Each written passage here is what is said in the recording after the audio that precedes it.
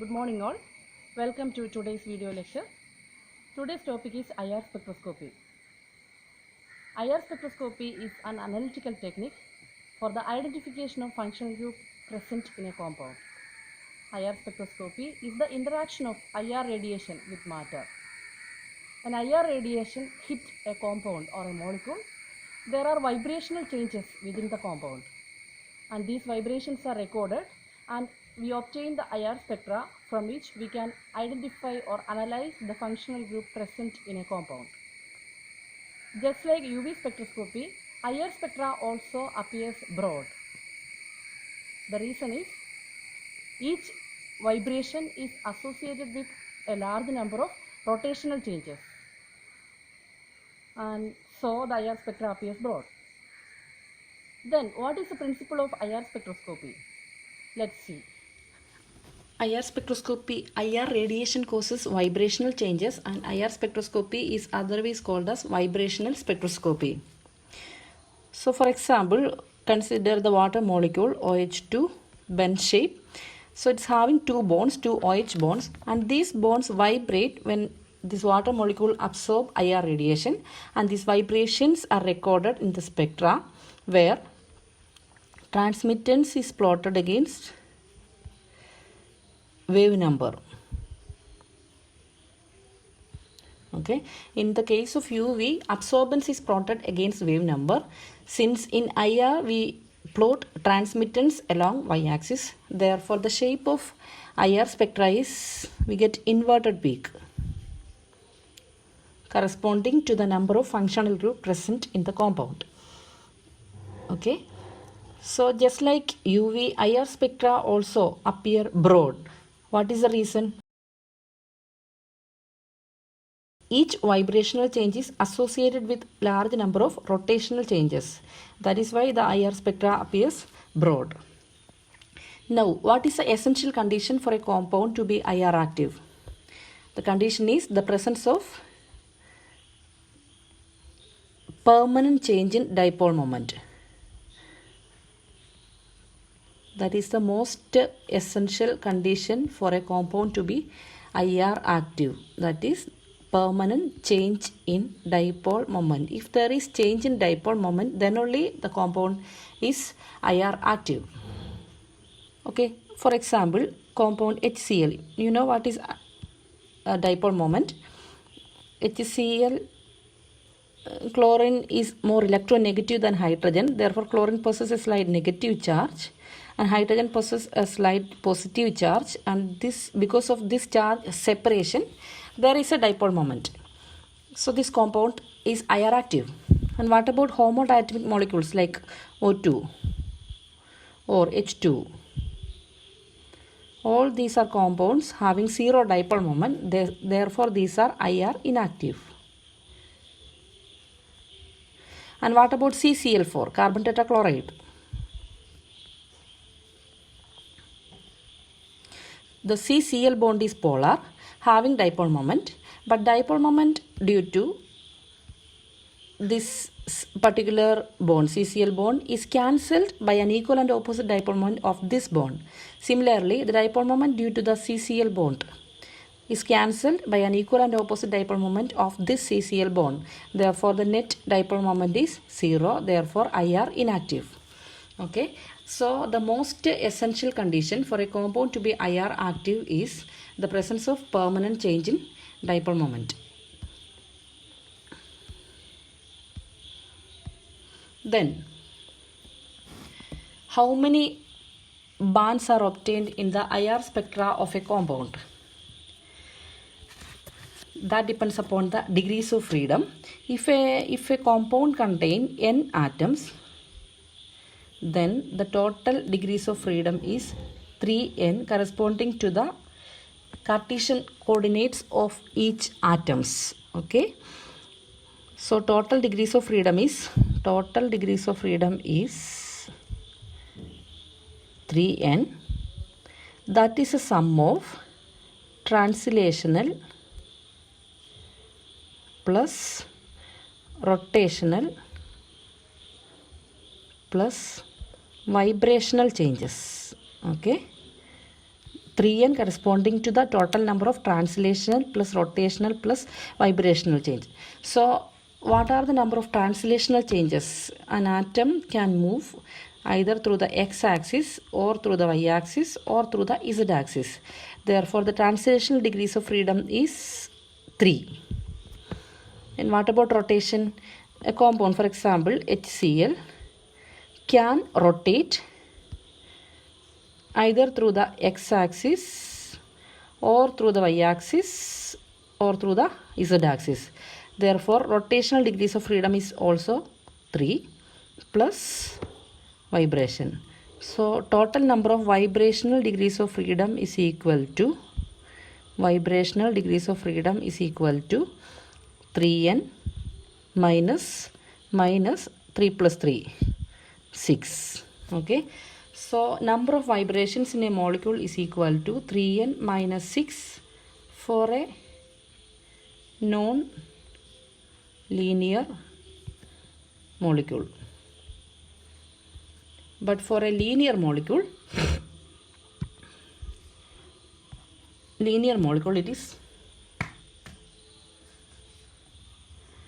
3n minus 5, because for a linear molecule, for example the same HCl, rotation through this axis, through the bond axis, we get indistinguishable orientation, the same orientation we obtain. Therefore that rotation cannot be considered. So the number of rotational degrees of freedom is 2 instead of 3. Therefore 3n minus translational degrees of freedom is 3 and rotation is 2. Therefore the total number of degrees of freedom for a linear molecule is 3n minus 5. For example, sulfur dioxide. Sulfur dioxide is a linear molecule. Its total number of degrees of freedom is equal to 3n minus 5. Number of atoms is 1 plus 1 plus 1, 3. So 3 into 3 minus 5 is equal to 4. For water molecule, water is having bent shape, non-linear molecule. Therefore total degrees of freedom is equal to 3n minus 6 is equal to 3 into 3 minus 6 is equal to 9 minus 6 is equal to 3. Okay, so 3 is the total number of vibrational bands for water molecule. So for the IR spectra of water molecule we get 3 peaks. Okay, for IR spectra of carbon dioxide we get only 2 peaks. So thus by calculating the number of vibrational degrees of freedom, we can find out the number of peaks obtained in the IR spectra of a compound. Then calculate the vibrational degrees of freedom of ammonia molecule. Ammonia, you know the formula of ammonia, NH3, and its shape is pyramidal. It is non-linear. Yes, it is non-linear. Therefore number of degrees of freedom is equal to 3n minus 6, that is equal to 3 into, there are 1 2 3 4 atoms are there, 3 into 4 minus 6 is equal to 6 are the number of vibrations of ammonia molecule. Thus we can calculate the number of degrees of freedom of a compound. Now vibrational frequency of a compound. Vibrational frequency can be calculated by an equation. Nu bar is equal to 1 by 2 pi c into square root of k by mu, where c is the velocity of light, k is the force constant, and mu is the reduced mass of the system. Okay, so vibrational frequency nu bar is equal to 1 by 2 pi c into square root of k by mu. And what is mu? How can we calculate mu? Mu is equal to, if a compound contains 2 atoms of masses m1 and m2, m1 and m2 are the mass of 2 atoms present in a compound, then mu is equal to, reduced mass is equal to m1 m2 divided by m1 plus m2. It can be calculated in kilogram. And if a compound contains 3 atoms, then mu is equal to 3 atoms of mass is m1, m2 and m3. Mu is equal to m1, m2, m3 divided by m1 plus m2 plus m3. So we should be asked to find out the vibrational frequency of compound containing only 2 atoms. So we have the equation mu is equal to m1 m2 by m1 plus m2. By substituting all these values, we can find out the vibrational frequency of a compound. So for example, we can do one problem. Okay, so if the vibrational frequency nu bar is equal to 1 by 2 pi c into square root of k by mu, then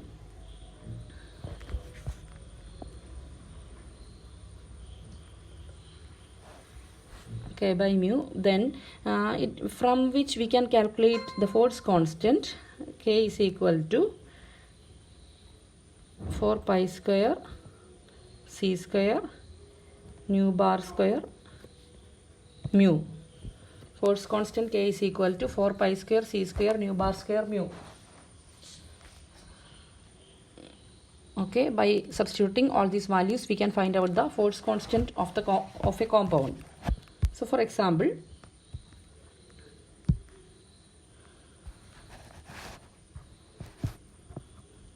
do a problem. Calculate the force constant of CO molecule. If its fundamental vibrational frequency, that is nu bar is given as 2140 centimeter inverse. The question is, calculate the force constant of CO molecule if its fundamental vibrational frequency is 2140 centimeter inverse. Mass of carbon is given as 1.99 into 10 raised to minus 26 kilogram, and that of oxygen is equal to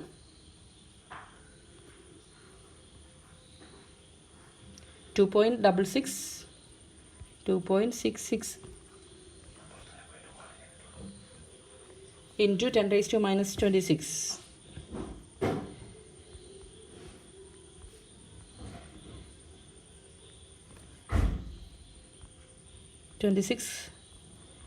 kilogram.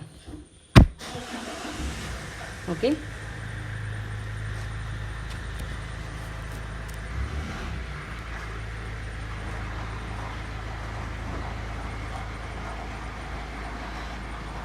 So reduced mass. First of all, we can calculate the reduced mass mu.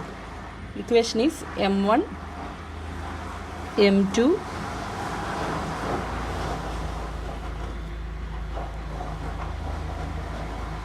divided by m1 plus m2 is equal to 1.99 into 10 raised to minus 26 into 2.66 into 10 raised to minus 26 divided by 1.99 into 10 raised to minus 26 plus 2.66 into 10 raised to minus 26. That is obtained as 1.14 into 10 raised to minus 26 kilogram. We have the equation for force constant. K is equal to 4 pi square c square nu bar square mu. Substitute all these values. That is 4 into 3.14 raised to 2 into velocity of light 3 into 10 raised to 8 meter per second c square. Then you can substitute the value of nu bar into 2140 into 10 raised to 2. So it's given in centimeter inverse. We have to change it into meter inverse because the velocity of light is in the unit SI unit, meter per second, and then into mu. That is calculated as 1.14 into 10 raised to minus 26 kilogram. And so the answer is obtained as 1853 kilogram meter per second square. Or in Newton, it can be converted into Newton 1853 Newton per meter. No need of converting into Newton. And so this is the answer of force constant of CO molecules. Usually you are asked to calculate the force constant or the vibrational frequency of carbon monoxide. And always the answer should be, for carbon monoxide, the vibrational frequency is 2140 centimeter inverse and the force constant is 1853 kilogram meter per second square. You are asked to find out either vibrational frequency by giving the force constant, or the force constant is given to you and you are asked to calculate the vibrational frequency. Okay. The question is, CO molecule absorbs at 2140 centimeter inverse. This is another question, but we can see the same value, 2140 centimeter inverse. Carbon monoxide absorbs at 2140 centimeter inverse. Nu bar is equal to 2140 centimeter inverse. Calculate the force constant. Sorry. The same question repeats. Another question is, calculate the force constant of CO molecule.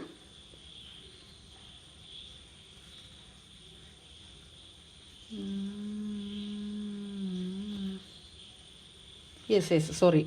Again it repeats. Okay, CO molecules absorbs at a